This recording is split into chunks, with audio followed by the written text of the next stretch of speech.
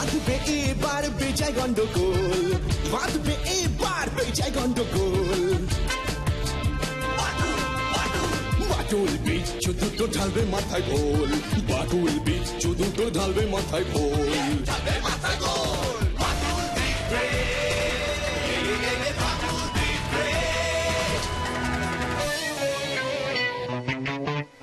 বাচ্চু বিচ্ছু আর হবো হাতি, বাটুলের কাছে তোরা খাবি লাথি। বাচ্চু বিচ্ছু আর হবো হাতি, বাটুলের কাছে তোরা খাবি লাথি। ছুটে গিয়ে তেরে ফুরে ঘুষি মেরে মুড়ে করে দেবে রোল রোল রোল। বাচ্চু বিচ্ছু ওরে ফাটবে এবার ঢোল, বাচ্চু বিচ্ছু ওরে ফাটবে এবার ঢোল। বাটুল দি গ্রেট, বাটুল দি গ্রেট।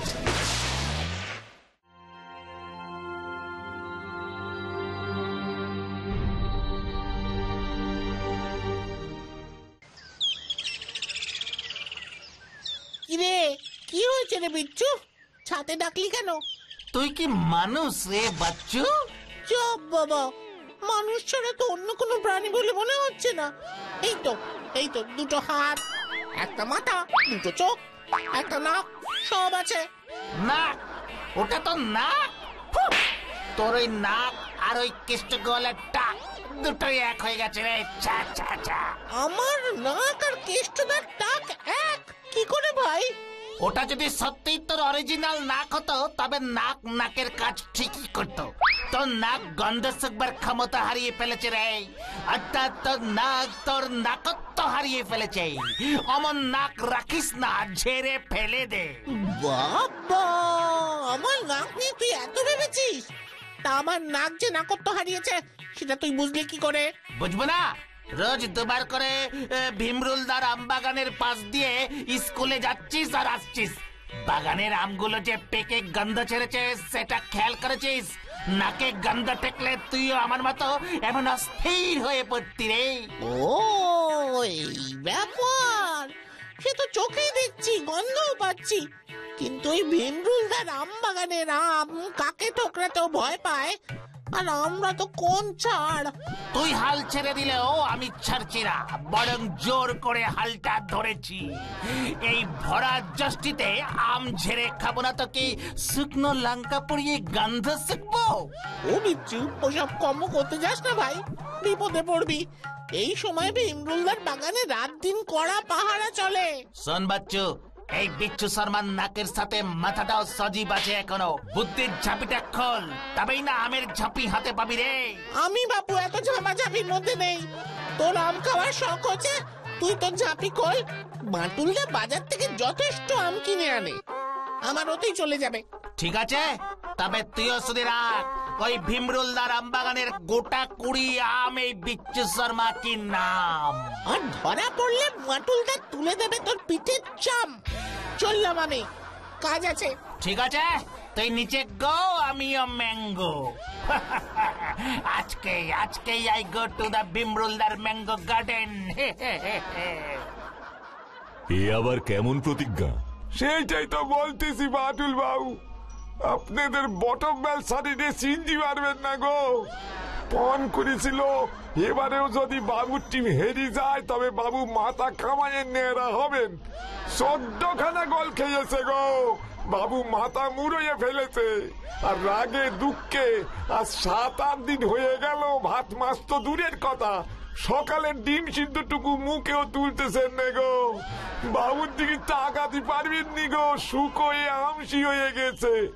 আর দেখতে না পেরে আপনারে বলতে এলাম, এমন চললি পরে বাবু এবার বিছানায় পড়ে যাবেন গো। না না না, সে তো ভালো লক্ষণ নয়। চলো চলো তো নিতাই, দেখি ব্যাপারটা কি। আমিও যাবো বাটুলদা। হ্যাঁ চল দেখি। এই তো সেরা সময় উপস্থিত, পিছু খেল শুরু কর। অপারেশন ভীমরুলদার আম্ভকন।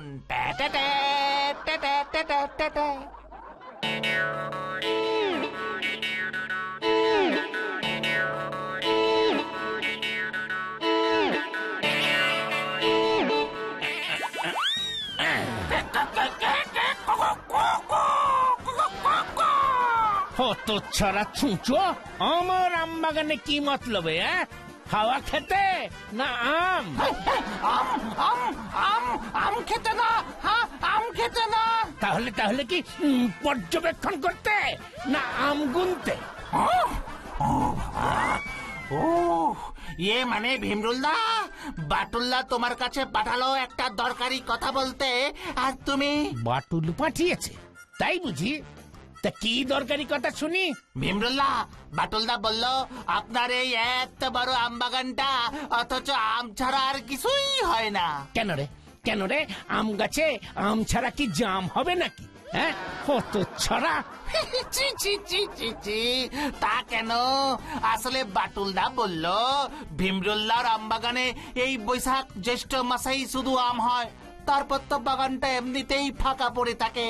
ভীমরুল্লাকে গিয়ে বল আমের মরশুম চলে গেলে, মানে গাছ যখন ফাঁকা হয়ে যাবে, তখন যদি আম বাগানটা বাটুলদাকে কিছুদিনের জন্য ভাড়া দেয়, তার জন্য বাটুলদা বেশ ভালো নগদি দেবে। মানে মানে আমের মরশুম চলে গেলে বাগান লিজ নিয়ে বাটুল কি করবে? আগে আমলকি চাষ। কি আম বাগানে আমলকি চাষ? গোটা মস্করা হচ্ছে আমার সাথে। এই না না, এই যা যা যা যা, তা কেন? আপনার মতো এমন সিনিয়র একজনের সাথে মাস্করা? ছি! আসলে বাটুলদার এক বিদেশি বন্ধু বাটুল্লাকে একরকম বিশেষ সার বিদেশ থেকে পাঠিয়েছে। আম গাছের গোড়ায় সেই সার ছিটিয়ে দিলে আম গাছে আমলকি হয়। কি বিদেশি সার আম গাছের গোড়ায় দিলে আম গাছে আমলকি হয়? সেটাই তো বলছি, শুধু শুধু গাছগুলো তো পড়েই থাকে সারাটা বছর। আমলকি বেচে যদি এক্সট্রা রোজগার করা যায়, মন্দা কি বলুন? আসলে বিদেশে তো মাটি কম বাড়ি বেশি, সব রাস্তা হয়ে গেছে সব, তাই ওরা একটা গাছেই 2-3 রকম ফল ফলায়। ইয়ে মানে বাটুলকে বল গিয়ে আমি আমি ওই সার কিনবো, বাগান দেব না, যত টাকা লাগে। বাটুলদা মনে হয় রাজি হবে না, খুব দামি সার তো, তাছাড়া বিদেশে আমলকির যা দাম, আমলকি বেটে ওরা আবার বাতের ব্যথার ওষুধ তৈরি করে, হেভি ডিমান্ড। বাবা বাবা বাবা বাবা, এত কিছু ব্যাপার হবেই না বা কেন? বিদেশিরা কত উন্নতি করেছে। এই শোন শোন শোন, তোকে তোকে এক ঝুড়ি আম দিচ্ছি, বাটুলকে নিয়ে গিয়ে দে, ওকে ওকে খেতে বল, আমি বিকেলে গিয়ে কথা বলছি, কেমন? এক ঝুড়ি? বড় ঝুড়ি তো, তাতেই হবে। শুধু শুধু আপনি আবার যাবেন কেন? বাটুল্লাকে রাজি করিয়ে আমি না হয় বিকালে 2-3 প্যাকেট সার দিয়ে যাব আপনাকে। মনে থাকে যেন। হ্যাঁ হরিপদ, হতচ্ছাড়াকে 2 ঝুড়ি আম দিয়ে দে। 2 ঝুড়ি? জয় বাবা বিদেশি সারের জয়। বাটুল, তুমি আমাকে ত্রিকাল বাবার কাছে নিয়ে চলো। সব কটা প্লেয়ারকে আমি এই বলে তাতিয়েছিলাম যে লিগের শেষ ম্যাচটা জিততেই হবে, মরণ বাঁচন ম্যাচ, নয়তো আমি মাথা মুড়িয়ে ফেলবো।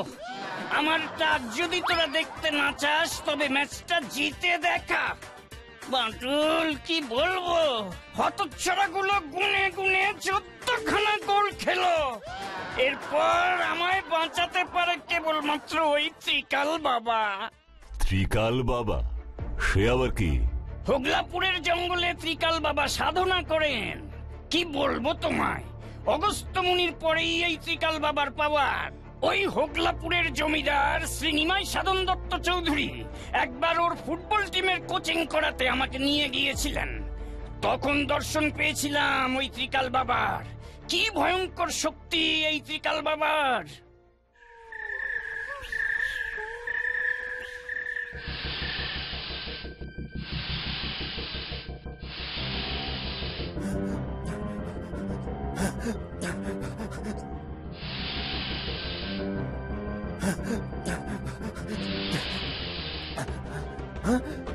সর্বনাশ! বাবা যে এক্ষুনি সাবার হবে, সবটাকে দাঁড়াতে হবে। কি করে কি করে কি পেয়েছি! বাবা, বাবা আমার অপরাধ নেবেন না, আমি আপনার ধ্যান ভঙ্গ করে ফেলেছি। একটা বিষাক্ত সাপ আপনাকে ছোবল দিচ্ছিল, আমি না এসে পড়লে হয়তো আমি আমি লাঠিটা দিয়ে সাপটাকে মেরে দূর করে দিয়েছি। বেশ করেছিস, তবে ওই একটা সাপ এই ত্রিকাল বাবার কোনো অনিষ্ট করতে পারতো না।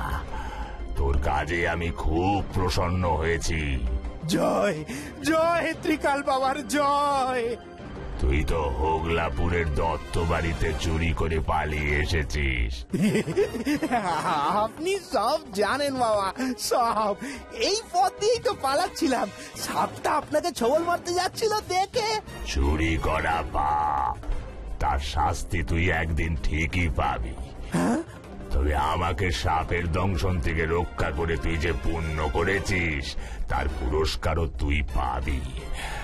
বল দিকেনে তুই কি বর চাস? বর? কি বর চাই? কি বর, কি বর? বাবা বাবা, আমি তো চুরি করে খাই, আপনি আমাকে এমন বর দিন যাতে কেউ আমাকে কখনো ধরতে না পারে।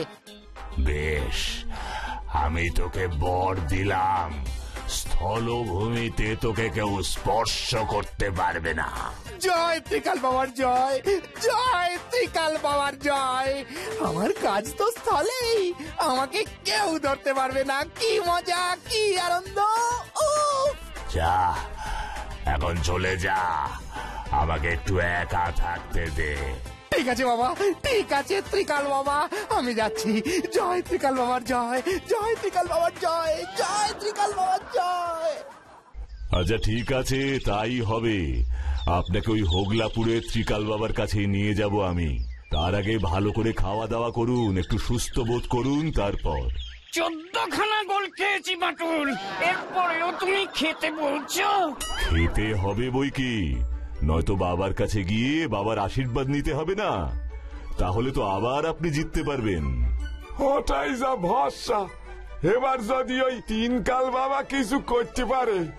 শেষ কোন খেলাটায় বাবুর টিম জিতেছিল মনে করতে হলি আমার এখন বাল্মীকি মুনির রামায়ণ খুলে দেখতে হবে গো। নিতাই, ও বাটুল্লা গো, আমি আর আম খাবো না গো, এক চুরি তোমার জন্য রেখেছি গো। হতচ্ছাড়া উজবুক, থাক এবারে ভাবে তুই। যতক্ষণ না তোর মাথায় জবা ফুল ফুটছে, আম গাছে আমলকি হলে তোর মাথাতেও জবা ফুটবে।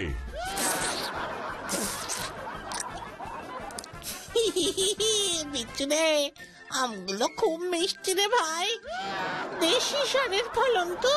বাচ্চরে আমায় তোল রে ভাই, মাথায় জবা না রে, চোখে সর্ষে ফুল ফুটছে রে। ভালোই তো, তাই দিয়ে সর্ষের তেল বানাবো।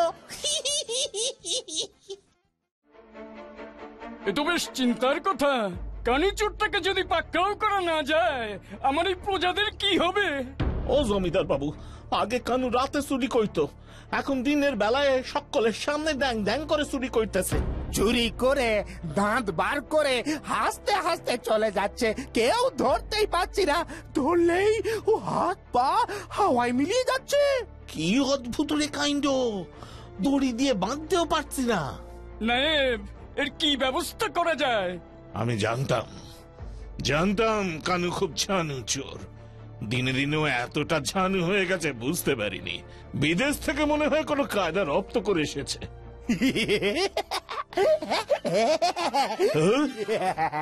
কানু, এ বেটা তুই এখানে? এদিক দিয়ে যাচ্ছিলাম, ভাবলাম জমিদার বাড়িতে চুরিটা সেরেই যাই, তাই। নায়েব, ওসব কি বলে? রাগ করবেন না জমিদার বাবু, বেশি সময় নেব না, এই কাজ শুরু করি। ওই তো সিন্ধুক। নায়েব মশাই, চাবিটা কোথায়? আরে পকেটে বুঝি? বেটা এত বড় কি পেয়াদা চোর, বেটা চুরি করছে, ধর ধর ওটাকে।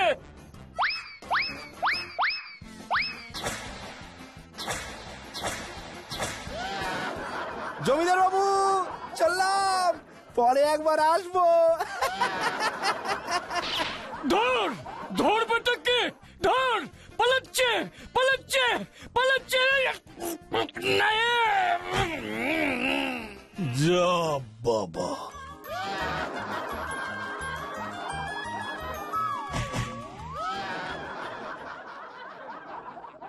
দূর, এখন চুরি করে কোনো মজাই নেই।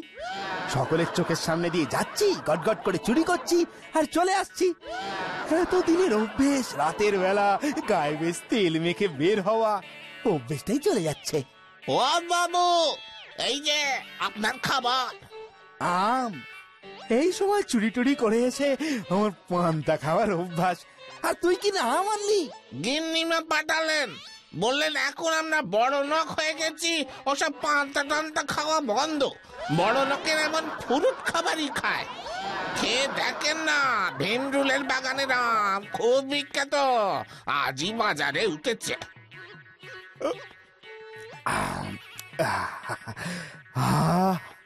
খাসা খেতে তো একেবারে অমৃত, ভীমরুলের বাগানের আম। তাই তো বললো, বেশ এবার একটু অন্য কিছু করতে হবে আমাকে। ভালো একটা বুদ্ধি মাথায় এসেছে, আমারও বেশ একটু স্বাদ বদল হবে। সে আপনাকে কি বলবো বাটুল বাবু, সে কি কাণ্ড, সে কি কাণ্ড! চোরটা আমার বাগানে দাপিয়ে বেড়াচ্ছে আর চিৎকার করে বলছে, জয় ত্রিকাল বাবার জয়, জয় ত্রিকাল বাবার জয়। আমগুলো টপাটপ পাচ্ছে, কিন্তু আমার পেয়াদাগুলো কিছুতেই ওকে ধরতে পারছে না। ধরছে আর অদৃশ্য হয়ে যাচ্ছে। চোরটার হাত পা, ঘাড় ধরতে যাচ্ছে, ঘাড় নেই। জাল ছুটছে, জালের মধ্যে চোরটা নেই। সে কি দৃশ্য! আমার তাগড়াই পেয়াদাগুলো একেবারে নাস্তানাবুদ হয়ে পড়লো। আর চোরটা ত্রিকাল বাবার জয়, ত্রিকাল বাবার জয় বলতে বলতে 2 বস্তা আম পেরে ড্যাং ড্যাং করতে করতে আমার নাকে ডগা দিয়ে চলে গেল বাটুল বাবু। আমার পাক্কা 10,000 টাকার আম নিয়ে গেল। ও বাটুলদা, বটমবেল সাইডে ত্রিকাল বাবা গো। তবে ত্রিকাল বাবার আশীর্বাদেই কি চোরটা এমন অদৃশ্য হওয়ার শক্তি পেল? স্যার তো বলছিলেন ওই ত্রিকাল বাবা নাকি মহা শক্তিশালী। ব্যাপারটা খুব ইন্টারেস্টিং লাগছে। বটমবেল স্যারকে খবর দে তো, হোগলাপুরে যাব। এক্ষুনি দিচ্ছি বাটুলদা। এই বিচ্ছু চল চল চল। সে কি অদ্ভুত, মারাত্মক, বিস্ময়কর! আমার পেয়াদাগুলো লাঠির বাড়ি মারছে, কানুর গায়ে লাগছে না, ধরতে যাচ্ছে, পারছে না। ওই কানু চোর আমার হোগলাপুরের দফা রফা করে দিয়েছে বান্টুল বাবু। ও যে এখন আমার থেকেও ধনী। আপনি কিছু একটা করুন। ওই ত্রিকাল বাবাকে কোথায় পাওয়া যাবে? বাবা তো হোগলাপুরের জঙ্গলেই থাকে, মাঝে মাঝে এখানে আসে। আর কানু?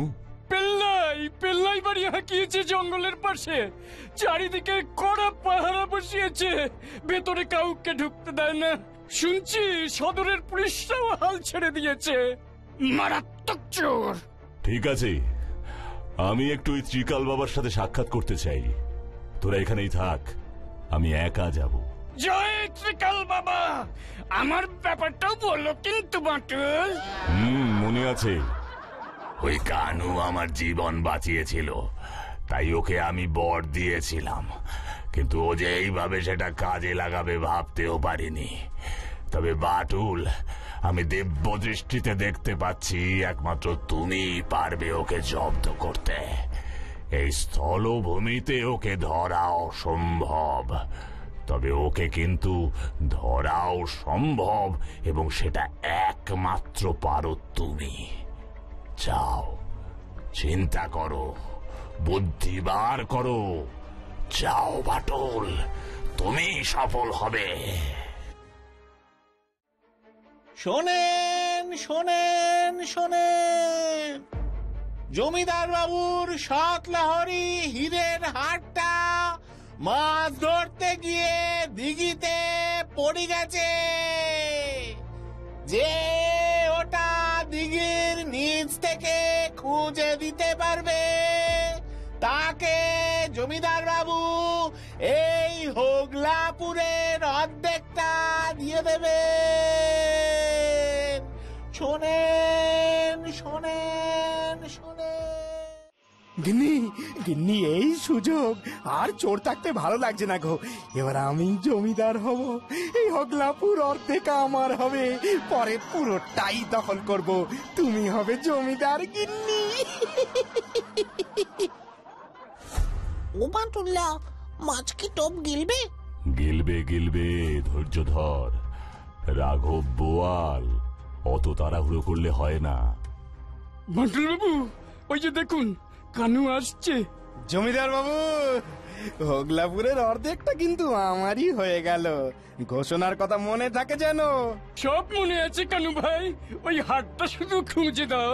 একটু অপেক্ষা করুন।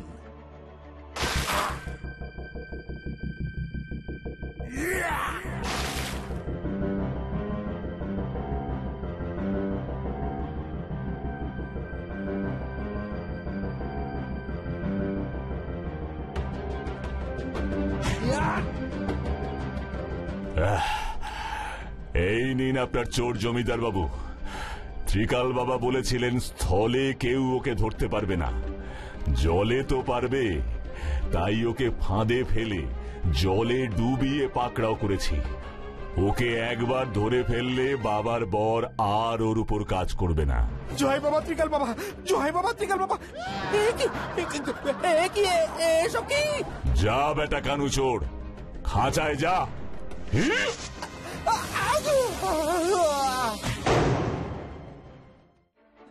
জয় বাটুল, তোমার জয়। তুমি শক্তিশালী, তুমি সব। বলো কি চাই তোমার? প্রজাদের অনেক ক্ষতি ওই কানু করেছে। জমিদার বাবু, আপনি প্রজাদের আগামী 5 বছরের খাজনা মকুব করে দিন। তাই হবে, তাই হবে। You are really great Batulda. আর আমার ব্যাপারটা ত্রিকাল বাবা কি বললো বাটুল? বলল কোনো মন্ত্রতন্ত্রে নয়, কঠোর পরিশ্রম করুন, তাহলেই সফল হবেন। পরিশ্রমের কোনো বিকল্প নেই, কি তাই না?